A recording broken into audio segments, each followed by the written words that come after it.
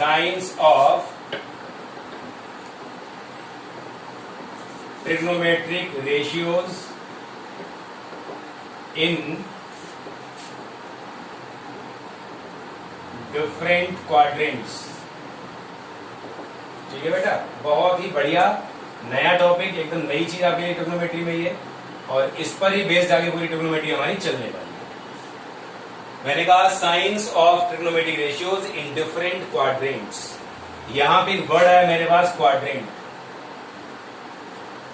तो मुझे लगता है सारे स्टूडेंट्स ने क्वाड्रेंट वर्ड जो है क्लास 10th में यूज किया हुआ कोऑर्डिनेट ज्योमेट्री में। आपको बताया गया होगा कि अगर हम किसी भी प्लेन को दो म्यूचुअली परपेंडिकुलर लाइन से आपस में डिवाइड कर देते हैं तो ये प्लेन हमारा 4 पार्ट्स में डिवाइड हो जाता है। और अगर ये प्लेन हमारा 4 पार्ट्स में डिवाइड हो रहा है then each part becomes 1/4 of the whole plane. हर पार्ट जो है पूरे प्लेन का 1/4 हो गया। और इंग्लिश में बेटा हम लोग 1/4 को ही क्वाड्रेंट बोलते हैं, तो इसीलिए हमने इनको टर्म्स को नाम दिया यहां पर क्वाड्रेंट। ठीक है, तो क्वाड्रेंट क्यों बोलते हैं इसका मीनिंग आप समझ लो कि पूरे प्लेन को दो म्यूचुअली परपेंडिकुलर लाइंस ने 4 इक्वल पार्ट्स में डिवाइड किया। ठीक, तो हर पार्ट पूरे प्लेन का 1/4 पार्ट हो गया और 1/4 पार्ट को ही हमारा क्वाड्रेंट नाम दिया जाता है in English, so in mathematics also. ठीक, अब एक बात और ध्यान दो, आपने हमेशा हॉरिजॉन्टल लाइन को बोला होगा एक्स एक्सिस और वर्टिकल लाइन को बोला होगा आपने वाई एक्सिस। ठीक है बेटा, ये हो गया आपका एक्स एक्सिस और ये हो गया आपका यहां पर वाई एक्सिस। मैंने आपसे एक वर्ड यूज किया mutually perpendicular. So these two axis are mutually perpendicular. ठीक, इसका मतलब क्या हुआ, एंगल ये भी 90 है, ये भी 90 है, ये भी 90 है और ये भी 90 है, मतलब ये भी राइट एंगल हो गया हमारा, ये भी राइट एंगल हो गया, ये भी राइट एंगल हो गया और ये भी राइट एंगल हो गया। ठीक, एक बात और समझ लो आप यहाँ पे थोड़ा सा, जब मैंने आपको जिस दिन फर्स्ट डे हमारी क्लास का था उस दिन मैंने आपको एंगल डिफाइन किया था और उस एंगल में मैंने आपसे कहा था किसी भी एंगल का में 2 साइड्स होती है बेटा, है ना, एक ये और एक ये। इसको हम बोलते हैं इनिशियल साइड और इसको हमने क्या कहा था आपसे, टर्मिनल साइड। मैंने कहा था इनिशियल साइड जो होती है ये हमेशा क्या ली जाती है, ऑलवेज पॉजिटिव एक्स एक्सिस।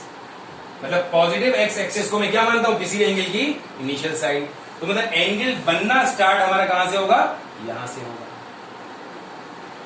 ये तो बिल्कुल क्लियर हो गया कि मैं यहां से मूव करना शुरू करूंगा। अब बस ये डिसाइड और करना है कि should be move like this और should be move like this. हमको एंटी क्लॉकवाइज मूव करना चाहिए या क्लॉकवाइज मूव करना चाहिए। अगर मैं एंटी क्लॉकवाइज मूव करूंगा तो यहां पर 0 डिग्री है, यहां 90 हो जाएगा। फिर अगर ऐसे मूव करूंगा तो यहां 0, यहां 90 हो जाएगा।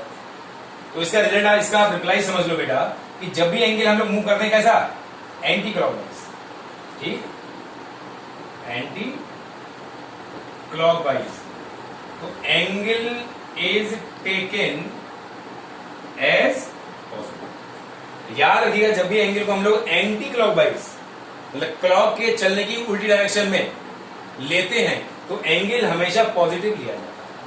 और जब भी एंगल को हम लोग क्लॉकवाइज लेते हैं, क्लॉकवाइज का मतलब क्या हुआ, घड़ी के चलने की डायरेक्शन में। ठीक, ये कह रहा है बेटा क्लॉकवाइज। तो यहां पर जो एंगल आप लोगे, एंगल इज टेकन एज कितना, नेगेटिव। तो ये आपका यहां पर एंगल जो हमेशा नेगेटिव लिया जाएगा। ठीक है, अब थोड़ा सा और ध्यान दो। अब ये बिल्कुल क्लियर हो गया कि एंटी क्लॉकवाइज चलने पर एंगल मुझे पॉजिटिव मिलना है और क्लॉकवाइज चलने पर एंगल हमको नेगेटिव मिलना है।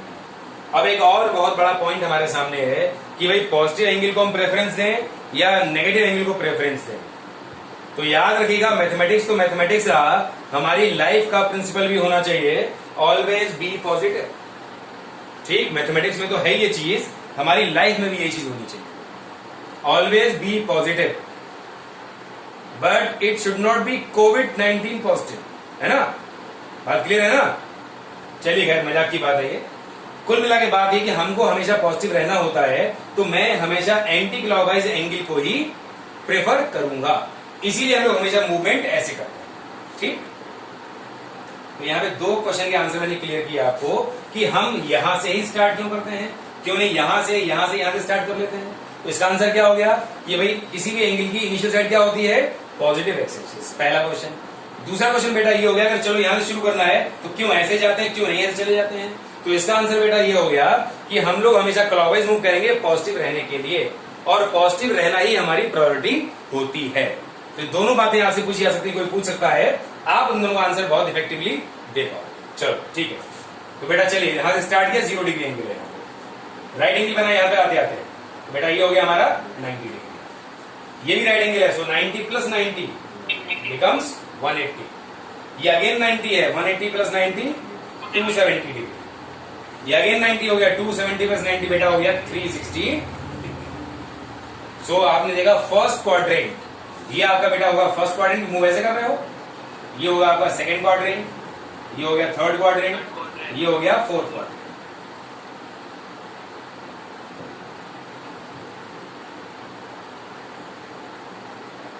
ठीक है, अब ध्यान दो बस।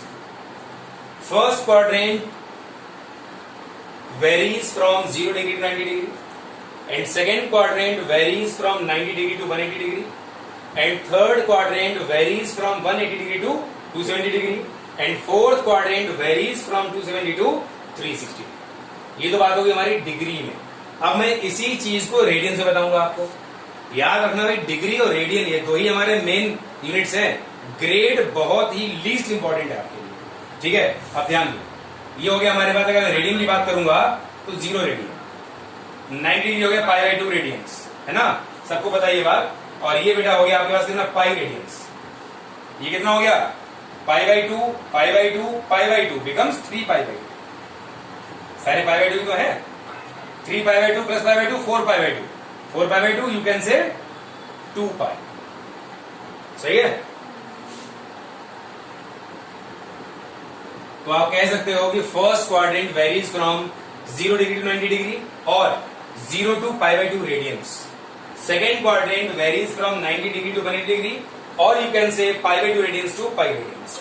And third quadrant varies from 180 degree to 270 degree और you can say π radians to 3π/2 radiance.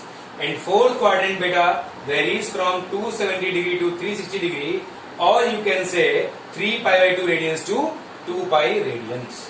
ये बात हमारी यहां पर बिल्कुल आपके सामने क्लियर हो चुकी है। First quadrant 0 degree to 90 degree और you can say 0 to π/2 radians, है ना। Second quadrant 90 degree to 180 degree, so you can say π/2 to π radians. और बेटा third quadrant 180 degree to 270 degree और पाई टू 3π/2 रेडियंस। एंड बेटा यहाँ फोर्थ क्वाड्रेंट की अगर मैं बात करूं आपसे तो ये हो जाएगा 270 degree to 360 degree. It varies from 3π/2 to कितना, 2π। ये हमने चारों क्वाड्रेंट्स को प्रॉपर क्लासीफाई कर दिया, ठीक। लेकिन हमको ये थोड़ी ना पढ़ना है, ये तो बेस है हमारी पढ़ाई का। हमको क्या चाहिए, हमको चाहिए sign. This is SIGN, SIN नहीं है, sign of trigonometric ratios in different quadrants. अलग अलग क्वाड्रेंट में ट्रिग्नोमेट्रिक रेशियोज के साइन कैसे होते हैं, मतलब कौन सा रेशियो किस क्वाड्रेंट में पॉजिटिव होगा, कौन सा रेशियो किस क्वाड्रेंट में नेगेटिव होगा, हमको ये पढ़ना है। समझ गए बात, कौन सा रेशियो किस क्वाड्रेंट में पॉजिटिव वैल्यू हमको देता है और कौन सा रेशियो किस क्वाड्रेंट में हमको नेगेटिव वैल्यू देता है, हमको ये पढ़ना है।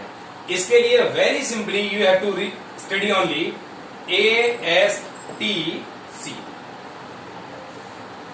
Just learn ASTC। ASTC, add sugar to coffee, या all school to coaching. College नहीं, अभी कॉलेज नहीं गए हैं, कोचिंग सब लोग चले गए, है ना। एड शुगर टू कॉफी या ऑल स्कूल टू कोचिंग, इसको कॉलेज भी कह सकते हो, ठीक है। तो ये बात हमारी रही, इसको याद करने का तरीका। अब यहां पे ASTC है क्या बेसिकली बेटा, A का मीनिंग है ऑल पॉजिटिव, मतलब अगर हम लोग 0 डिग्री से 90 डिग्री के बीच में या 0 से π/2 रेडियंस के बीच में है तो सारे रेशियोज की वैल्यू हमेशा पॉजिटिव रहेगी, ठीक। S का मतलब है बेटा यहाँ पे साइन एंड साइन का उल्टा, कॉसेक पॉजिटिव। 90 डिग्री से 180 डिग्री के बीच में sine theta and cosec theta positive रहेगा, बाकी चारों नेगेटिव रहेंगे। ठीक, टी का मतलब बेटा यहां पे है टेन, और टेन का उल्टा कॉट पॉजिटिव।